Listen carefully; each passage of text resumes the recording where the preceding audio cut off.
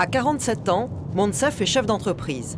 Comme tous les jours, cet informaticien d'origine tunisienne se rend à son bureau en région parisienne. Là, il y a du monde. Mon associé est là. Sa voiture, elle est là. Monsef s'est longtemps défini comme musulman non pratiquant. Mais depuis quelques semaines, il ne consomme plus d'alcool, s'est mis à la prière, observe le ramadan et a même décidé de se rendre à la Mecque. Bonjour. Avec femme et enfants. Ça va, Christiane? À l'origine de cette transformation, qui a surpris jusqu'à son épouse, Sonia, pourtant pratiquante, un besoin nouveau de spiritualité, conjugué à un événement intervenu il y a 2 mois. Un événement lié à son fils, Ryan, 4 ans, qui présente des signes d'autisme depuis l'âge de 2 ans. Fais-lui porter son pyjama d'abord. Pyjama d'abord. Allez, bébé. Je pense que mon fils est pour quelque chose. Effectivement, je pense dans la vie, je ne crois pas beaucoup au hasard. Il y a des choses qui se passent, effectivement. Et puis le fait d'avoir Ryan, avec le problème qu'il a, ça nous a vraiment, non pas ouvert les yeux, mais ouvert le cœur. Même, je peux vous avouer que la démarche aussi était suite à un rêve que j'ai eu. Hein. Donc, le rêve où j'ai rêvé, j'ai vu le Coran dans mon rêve. Et d'après les connaisseurs, j'en suis pas un, ils disent les gens qui voient le Coran dans leur rêve, c'est des gens bénis. Je remercie devant Dieu si je suis béni. Je pense qu'il y a une bonne étoile quelque part qui veille sur moi, sur ma famille. Et là, effectivement, et comme Ryan me préoccupait beaucoup, effectivement, j'ai vu Ryan, le rêve concernait Ryan, on m'a demandé de donner à Ryan de l'eau de Zemzem, de la Mecque. Donc, et du coup, ça m'a travaillé d'aller. Et puis, j'ai commencé à m'intéresser. Et je me suis trouvé dans un état assez spirituel et j'avais vraiment envie de faire ça. Inès va porter ça. Ouais. Pantalon qu'elle parlait. La famille a décidé de boucler son périple religieux en 1 semaine. Au programme, petit pèlerinage à la Mecque et visite de Médine, 2e ville sainte de l'islam. À la veille du grand départ, la famille se concentre sur les derniers petits détails pratiques. Et ça, cette tenue, c'est quoi exactement? Ça, c'est le haram, c'est ce que porteront tous les hommes, donc sans vêtements, donc même sans sous-vêtements, je dirais, nu. Ça. Et puis l'autre sur... que ça soit cousu, en fait. Ça soit pas cousu, et puis l'autre par-dessus, comme ça. Voilà, je ne sais pas comment ça se porte, mais on va trouver un moyen de le mettre. Donc, je l'ai parfumé un petit peu parce qu'il me dit c'est pas mal de parfumer le haram, ça sent bon. Donc, Pour Sonia, c'est a priori plus simple, quoique. J'espère qu'elle n'est pas transparente, non? Justement, il faut mettre le pantalon dessous. C'est transparent, c'est pas... Là, tu risques d'avoir des problèmes avec la police militaire, la police religieuse. Quant à Inès, 5 ans, elle semble avoir déjà tout compris. Tu voiles, ma fille? Tu sais, papa ne t'oblige pas à te voiler, ma chérie. Surtout pas à la maison. On va la mettre demain, Inès. Tu le mettras à la Mecque uniquement, chérie. Après, tu enlèves. C'est parti. Direction Beyrouth, première étape.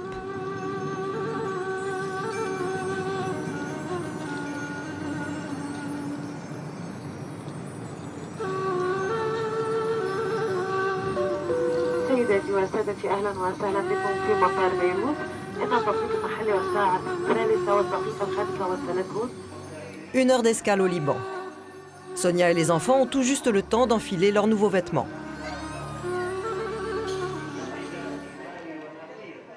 Monsef en profite pour faire sa prière. Puis tout le monde se précipite dans l'avion pour l'Arabie Saoudite.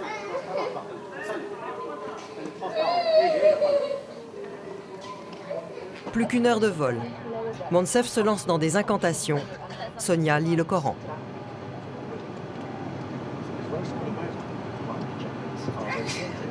C'est le moment de revêtir le pagne, symbole de pureté et d'humilité du croyant face à la grandeur du Tout-Puissant. Le couple peut désormais proclamer son intention d'effectuer le petit pèlerinage.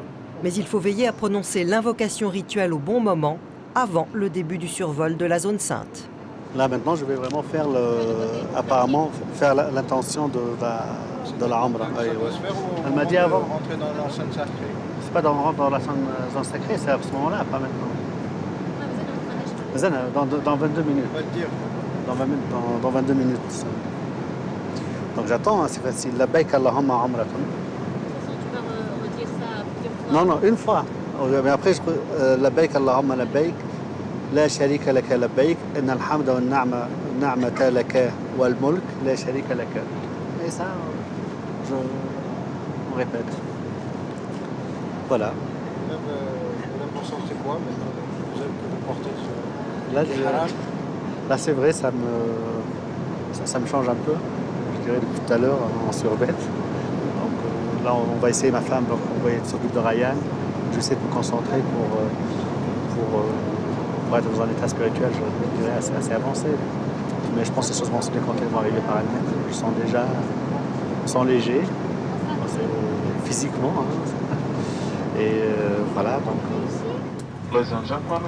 C'est finalement le commandant de bord qui met tout le monde d'accord. Nous sommes au-dessus du périmètre sacré qui s'étend de la Mecque à Médine. Le petit pèlerinage, la Omra, commence ici, entre ciel et terre. Aéroport de Jeddah, 22h30 et 35 degrés sous les néons. La fatigue commence à se faire sentir, mais pas question de faire une pause. Tout bon pèlerin se doit absolument de se rendre au plus vite à la Mecque, dans le Saint des Saints. Il reste encore 80 km à parcourir et Sonia n'est plus tout à fait certaine d'avoir prononcé son invocation au bon moment. Je ne sais pas si je l'ai dit au bon moment ou j'ai dit avant. J'avais le doute. C'est pas grave, ça se rattrape. Et ça se rattrape comment? En payant, soit en égrangeant un montant, sacrifiant un montant, soit effectivement en donnant son équivalent à la nécessité. La Mecque, la mère des cités. Un checkpoint filtre soigneusement l'entrée de la ville, strictement interdite à tout non-musulman.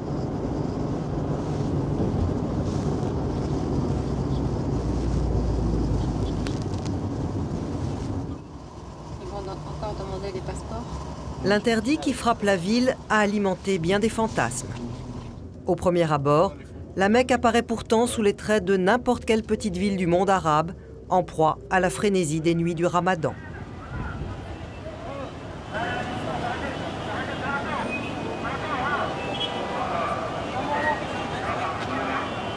Je ne m'attendais pas sincèrement à trouver une ville comme ça. Vous êtes surpris par la ville? Ah, moi je suis très surpris, très surpris. Une densité énorme. Je m'attendais plus à un désert autour et puis l'endroit un petit peu.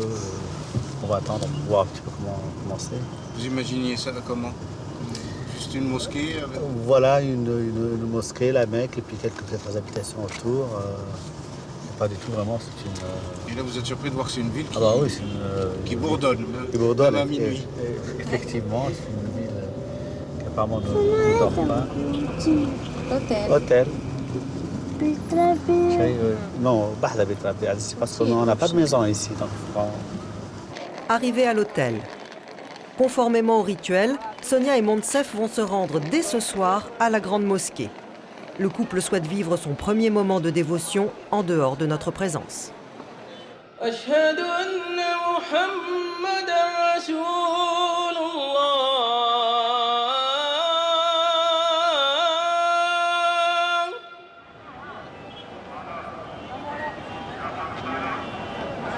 Munis d'une caméra discrète, nous décidons d'aller nous perdre dans les ruelles de la ville. Il est 2 h du matin, les abords de la grande mosquée grouillent de monde. Malgré sa taille, le lieu le plus visité de l'islam ne parvient pas à contenir tous les fidèles. Alors, on s'installe où on peut.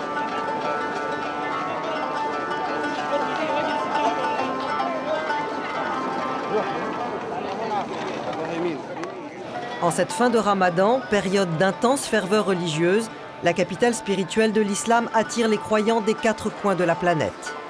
La Mecque et son million d'habitants s'apprêtent à accueillir l'un des plus imposants rassemblements de l'année.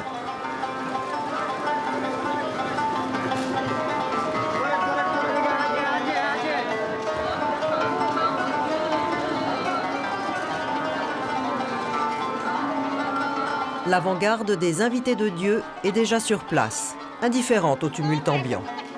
Ici, on vient d'abord pour prier, partout, 7 jours sur 7, de jour comme de nuit.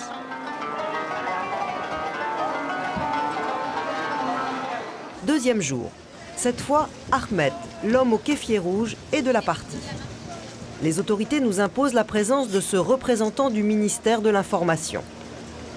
Les consignes de l'officiel tiennent en une phrase.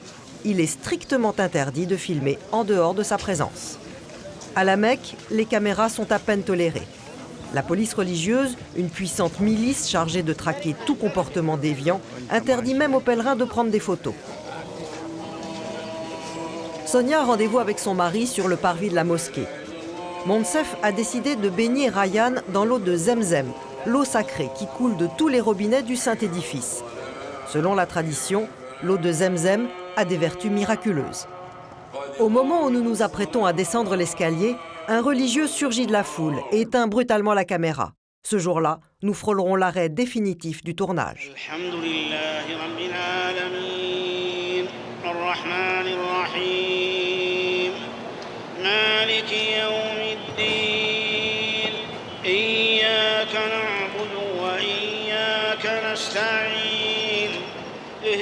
Troisième soir, veille du 27e jour du Ramadan.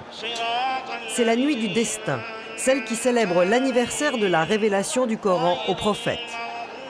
Ce soir, ils sont près de 3 millions à être du rendez-vous, autant que pour le grand pèlerinage qui se tient une fois par an. Monsef et Sonia ont choisi cette nuit unique pour effectuer leur Omra familial. Exceptionnellement, les autorités nous ouvrent les portes de la régie télé de la mosquée et nous autorisent même à mobiliser les 23 caméras du site pour tenter de retrouver nos pèlerins.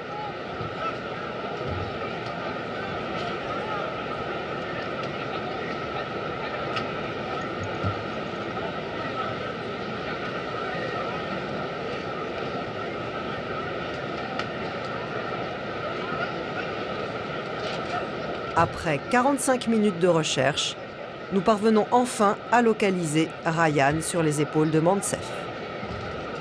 Nous avons de la chance, notre famille n'a pas encore commencé le parcours rituel. Monsef et les siens vont tout d'abord faire 7 fois le tour de la Kaaba pour saluer ce cube qui symbolise le Dieu unique. C'est difficile. Ryan commence à montrer des signes d'agitation. Mais Monsef sait qu'il ne peut plus rebrousser chemin. La marée blanche des pèlerins n'autorise aucun arrêt. Une fois pris dans la vague, mieux vaut se laisser porter par le courant. Monsef et les siens sont emportés par une foule de 300 000 personnes. Fin du premier tour. Il en reste 6 autres.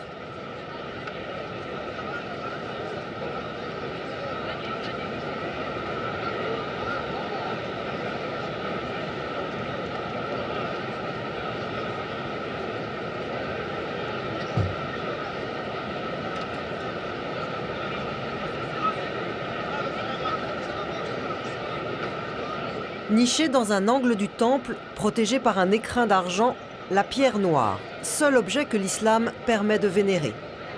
Ce soir, Monsef et Sonia ne parviendront pas à s'approcher de ce fragment de météorite que la tradition présente comme étant à l'origine du monde.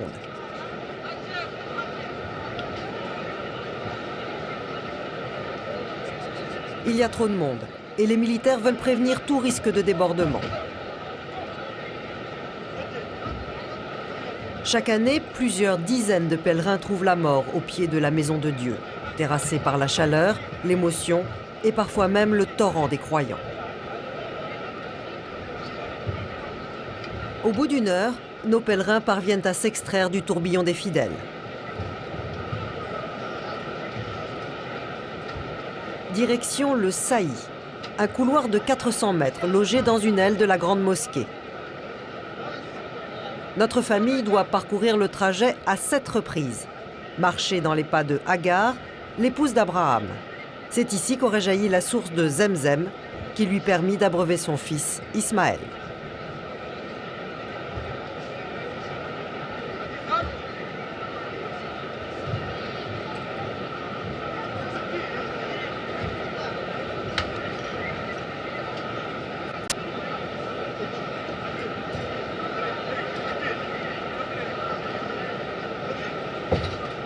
Le petit pèlerinage s'achève à l'issue de ce cheminement de près de 3 km.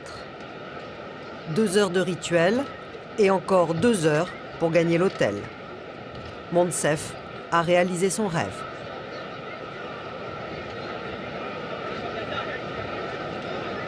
Quand j'ai fait les 7 tours de la Mecque, j'essayais, je me disais maintenant c'est le moment de se relâcher. Effectivement, j'ai réussi quelques moments, mais je n'ai pas déconnecté, mais certainement mes enfants étaient avec moi, quoi. Surtout Ryan, physiquement, était là. C'est un moment de bonheur, moi et lui. Je le considère comme un copain, parce qu'il est toujours, comme vous voyez, il est toujours sur mes genoux, malgré les morsures et tout ça. Il faisait mal et moi je l'aimais beaucoup. Je disais que je l'aimais, puis je priais pour lui. Et puis je me dis finalement je suis là. Voilà. Parce que vous imaginez que depuis qu'on a décidé de faire ce voyage-là, on attendait ce moment. Et le moment est venu, quoi. On ne peut pas le décrire, mais c'est la joie, c'est immense. Tout musulman rêve de ce moment-là, de voir, je dirais, la Mecque. Et on l'a vu de près. C'est très paisible. J'avais les guides là. Je suivais, je me sentais emportée par un sentiment, je sais pas, comme si je volais, comme si j'étais entre Dieu et moi. Vraiment, je ne sentais pas les gens qui... Il y a mon chef qui me suivait et vraiment j'étais emportée, comme si j'étais dans un rêve. C'était extraordinaire. C'est des sentiments très très forts, vraiment, on a des nœuds, quoi. C'est-à-dire, on est venu, on a tout envie de faire, de se donner, d'être un bon musulman. Mais bon, je pense qu'il y a un seul endroit où tout le monde souhaite converger, quoi. C'est la Mecque, hein. Donc c'est clair, à un certain moment, on s'attendait un petit peu à ces bousculades. À la fin, j'ai eu peur pour la vie de mes enfants, sincèrement. La petite était coincée, elle ne respirait plus. Ryan tombait par terre, je l'ai ramassé. Sincèrement, à la fin, je priais le Seigneur pour arriver à l'hôtel sain et sauf. Très très peur. J'ai eu la peur de ma vie. À la fin, c'était les bousculades. Donc, quand même, les gens sont gentils. Hein. Ils ne peuvent rien bousculer. Vous imaginez 3 millions de personnes.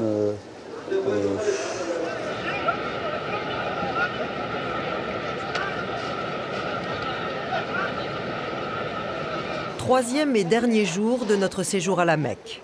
Tout juste remis de leurs émotions de la veille, Moncef et Sonia veulent se rendre dans un souk populaire. Ahmed, l'omniprésent représentant des autorités, nous impose la visite du centre commercial le plus rutilant de la Mecque. Le royaume saoudien tient à exhiber ses signes extérieurs de modernité. Direction la librairie, Moncef veut acheter un souvenir, ce sera un Coran. هذا خير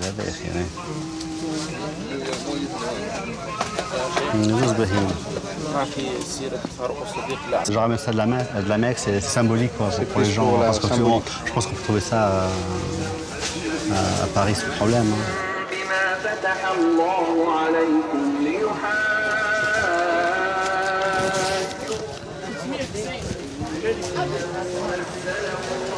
C'est le souk moderne. C'est incroyable, tout le temps ça avance, ça achète, ça avance, ça achète. Ça n'arrête pas. Il n'y a pas un seul magasin qui est vide. Pas le temps de flâner. Ahmed nous convie à un mystérieux rendez-vous. L'invitation est polie, mais pressante. Nous décidons de le suivre.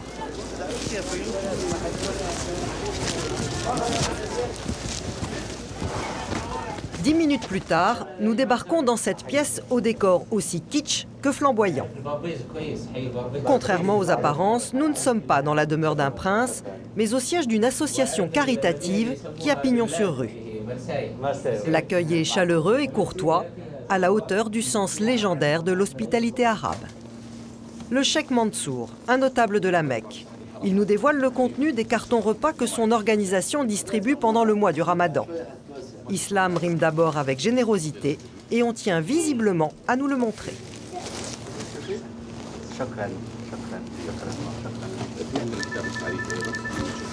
Esplanade de la Grande Mosquée. Cette fois, notre caméra est acceptée. L'organisation est sans faille, professionnelle. Le cheikh Mansour a pensé à tout. y compris au traducteur.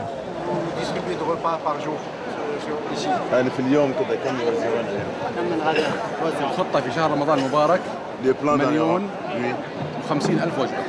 Il est dans Ramadan. Ramadan. Oui, oui. 1 million et 50 000 repas pendant le mois de Ramadan. الكمية oui. تصاعدية oui. من أول الشهر قليل، خميس والجمعة يزيد، بعدين يستمر، بعدين خميس والجمعة يزيد، 10 الأواخر تزيد الكمية كلها. Il y a combien de personnes qui travaillent dans ça? Bon, يقول كم شخص يعملون في المؤسسة؟ قرابة ال 800. يقول 800 personnes. Oui, oui. Monsef participe à la distribution. Mais au moment de la rupture du jeûne, il est assailli par une forêt de bras.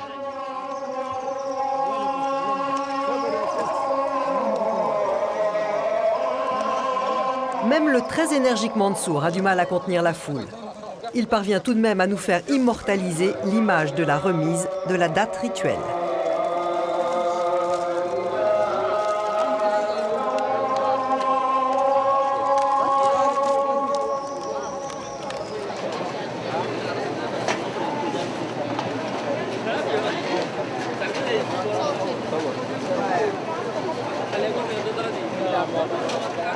Retour à l'hôtel. Monsef et Sonia profitent de ce rare moment de détente pour prier ensemble. Dans quelques minutes, le couple ira saluer une dernière fois la Kaaba. C'est la dernière soirée à la Mecque, l'heure d'un premier bilan.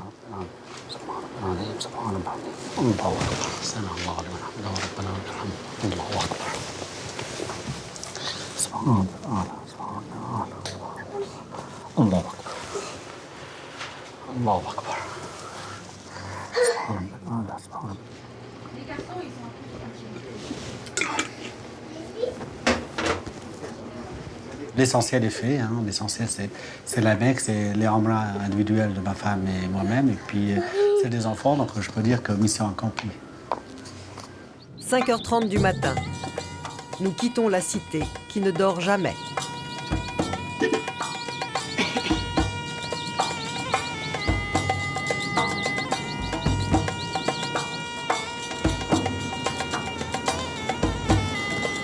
À 450 km au nord, Médine, deuxième ville sainte de l'islam. Chassé de la Mecque par sa propre tribu qui refuse de voir en lui le prophète d'une nouvelle religion, Mahomet est accueilli ici en héros en 622 de l'ère chrétienne. C'est l'hégire, exil en arabe, qui marque le début du calendrier musulman.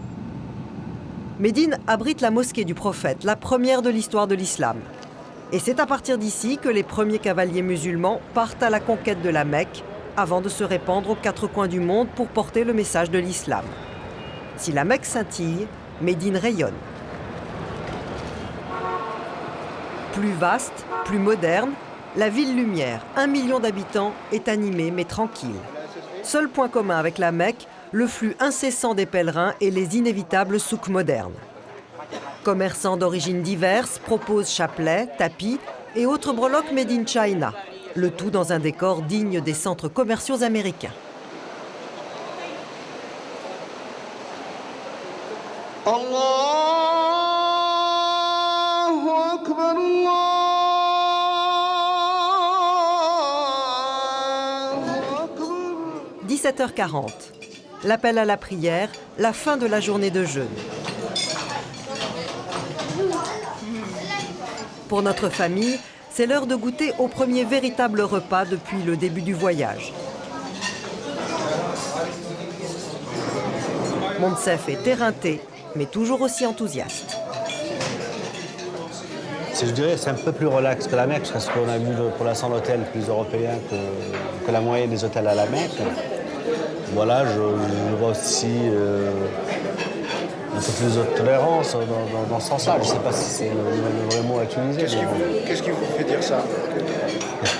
On voit par exemple là, vous êtes en train de filmer, il n'y a pas trop de réticence. Je me rappelle à la Mecque, quasiment tous les 5 mètres, il fallait justifier, avoir le responsable du ministère de l'Information, etc. Alors que là, ça semble être assez cool.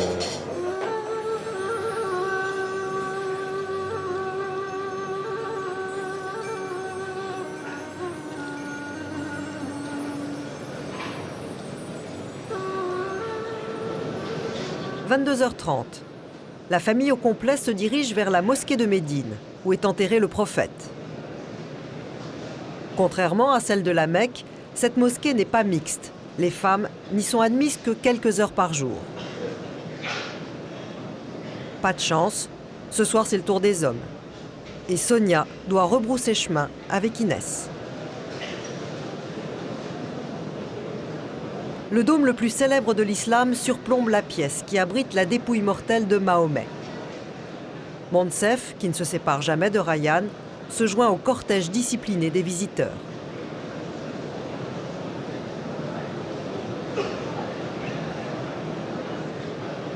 Le messager de l'islam a été enterré à l'endroit même où il a rendu son dernier souffle en 632. Derrière ces portes en argent, 3 corps reposent. À gauche celui du prophète, à droite ceux d'Abou Bakr et d'Omar, les 2 premiers califes, les premiers successeurs de Mahomet. Les Saoudiens ont conçu le parcours de façon à éviter tout élan idolâtre. Courtoises mais intraitables, les sentinelles veillent surtout à rappeler aux croyants que le musulman ne se prosterne que devant son créateur. Monsef, comme les autres, salue et puis s'éloigne.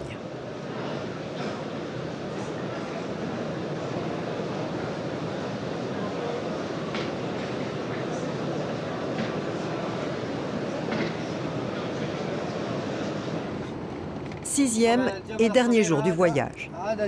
Monsef et Sonia veulent poursuivre sur les traces du prophète. La montagne d'Ohoud, à quelques centaines de mètres de la ville. Pourchassé par les Mécois, le prophète et ses troupes y ont subi une demi-défaite.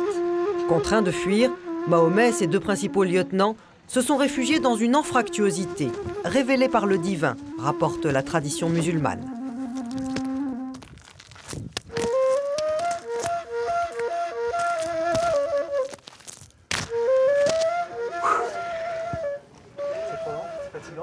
Oui, ça va. C'est pas mortel. Non, mais quand même, ça c'est pratique, on a des escaliers. Ouais.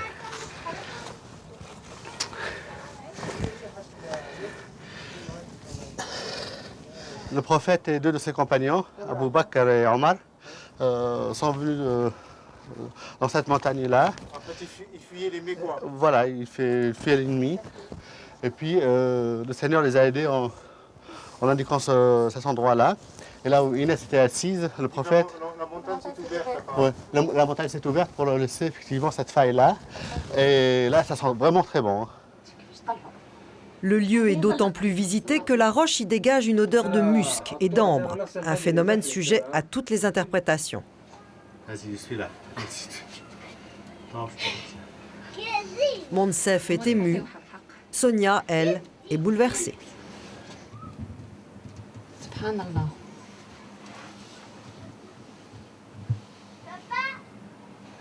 C'est fort, là c'est très fort aussi. C'est les pierres qui dégagent une odeur? Oui. Surtout celle-ci. Voici donc la pierre où se serait assis le prophète. Ça sent vraiment très bon. C'est quoi cette odeur? Chambre, masque.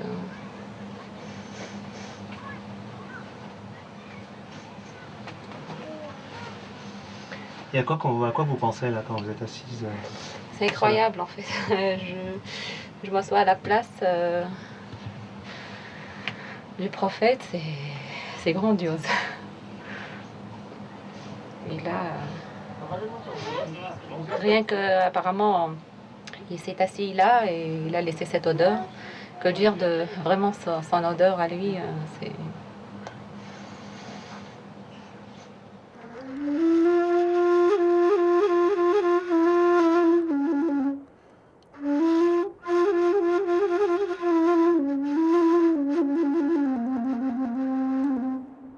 C'est magique, c'est fantastique, tout ça.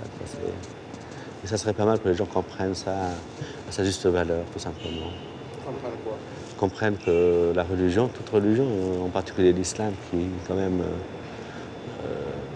se trouve exposé à tort, je pense, quand on dit mal de choses à l'islam, aux musulmans.